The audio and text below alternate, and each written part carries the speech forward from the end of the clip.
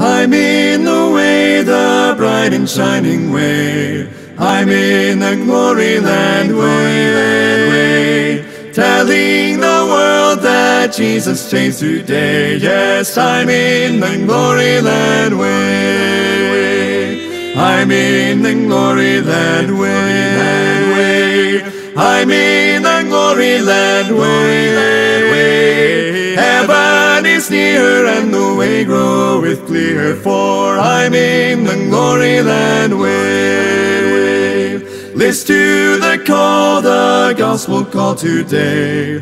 Get in the glory land way. Wonders come home, oh, hasten to obey, for I'm in the glory land way.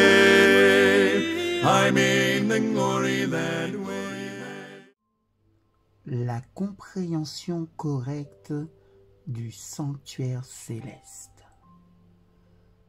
La compréhension correcte du ministère dans le sanctuaire céleste est le fondement de notre foi.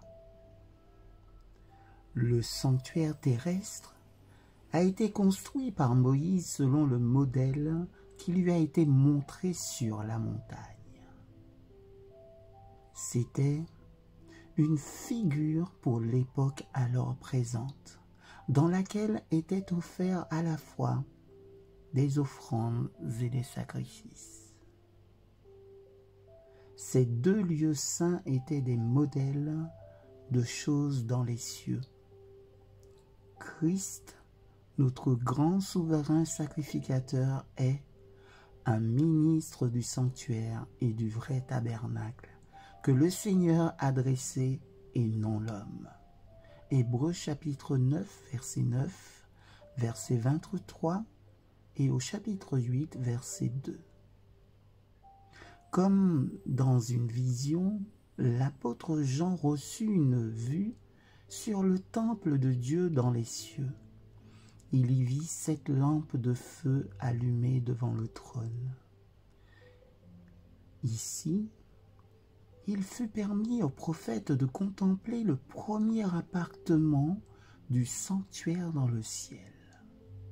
Il y vit les 7 lampes de feu et l'autel d'or, représenté par le chandelier d'or et l'autel des parfums dans le sanctuaire terrestre.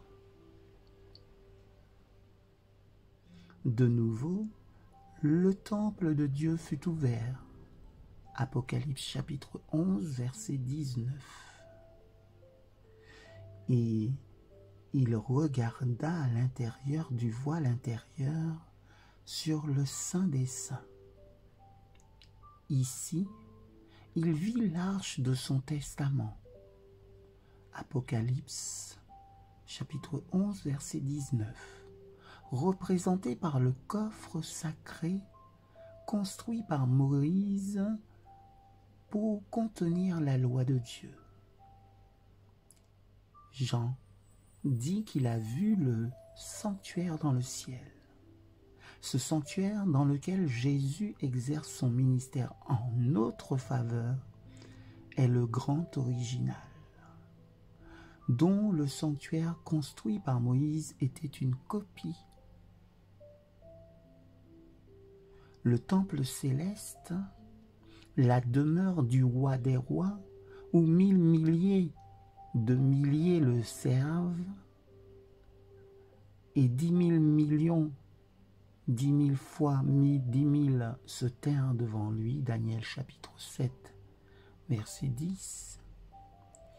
Ce temple rempli de la gloire du trône éternel, où les séraphins, ces brillants gardiens, voilent leur visage d'adoration, aucune structure terrestre ne pourrait représenter son immensité et sa gloire.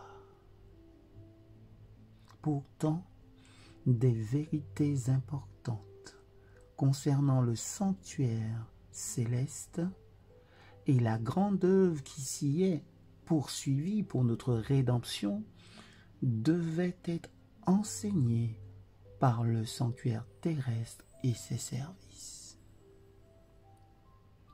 Après son ascension, Notre Sauveur devait commencer son œuvre en tant que notre souverain sacrificateur. Paul dit, le Christ n'est pas entré dans les lieux saints faits de main d'homme, mais qui sont les figures du vrai, mais au ciel même pour apparaître maintenant en présence de Dieu pour nous. Hébreux chapitre 9, verset 24.